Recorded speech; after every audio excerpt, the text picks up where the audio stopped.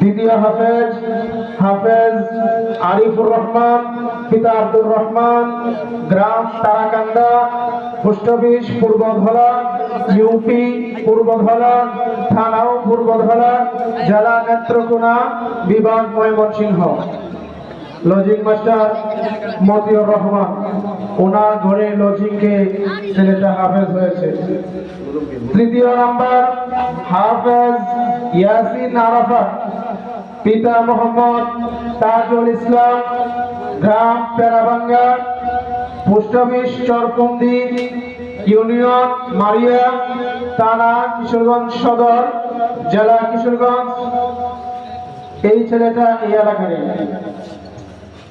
4 নম্বর হাফেজ মোকাররম হোসেন, পিতা মোহাম্মদ মোহররম আলী, গ্রাম Baligaon, post office Hilchia, union parishad Baligaon, থানা বাজিতপুর, জেলা কিশোরগঞ্জ, বিভাগ ঢাকা।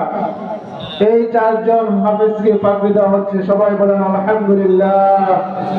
এই মাদ্রাসা প্রতিষ্ঠিত হওয়ার পর থেকে নিয়ে অসংখ্য অগণিত এই মাদ্রাসা থেকে হাফেজ হয়ে বের হয়েছে কিনা আপনারা কি দেখেন নাই? এই মাদ্রাসার ছাত্ররা হাফেজ হয়ে আলেম হইতেছে, দেশ ও জাতির খেদমত করতেছে। সবাই এই প্রতিষ্ঠানের জন্য দোয়া করবেন এবং এই প্রতিষ্ঠানের দিকে সবাই সুদৃষ্টি দেবেন। গার্জিয়ান এই যে পাগড়ি দিয়েছেন, এই ওনার নামটা না বললেই নয়, যিনি পাগড়ি দিয়েছেন ছাত্রদেরকে, জসিমউদ্দিন পেরাবাঙ্গাবাড়ি, উনি এই ছাত্রদের পাগড়ির হাতিয়ে দিয়েছেন। সবাই বলেন আলহামদুলিল্লাহ। এখন ছাত্রদের গার্জিয়ান এবং লজিং মাস্টারদেরকে টুপি পরিয়ে দেওয়া হচ্ছে, সম্মান দেওয়া হচ্ছে। পিতা মোহাম্মদ হারিস মিয়া, তাজুল ইসলাম এবং লজিং মাস্টার মতিউর রহমান, আঙ্গুর ইসলাম, এই 4 জনকে টুপি দিয়ে সম্মানিত করা হচ্ছে। সবাই বলেন আলহামদুলিল্লাহ। এখন আপনারা একটু ধৈর্য সহকারে বসেন। মাদ্রাসার নামে একটি গজল বলা হবে, আপনারা সবাই শুনেন।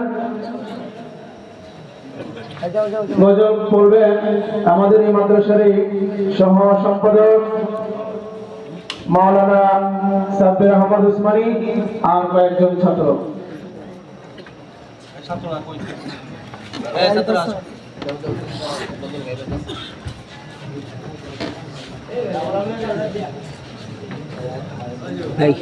এদিকে যাও, এদিকে যাও, এদিকে যাও, এখানে কি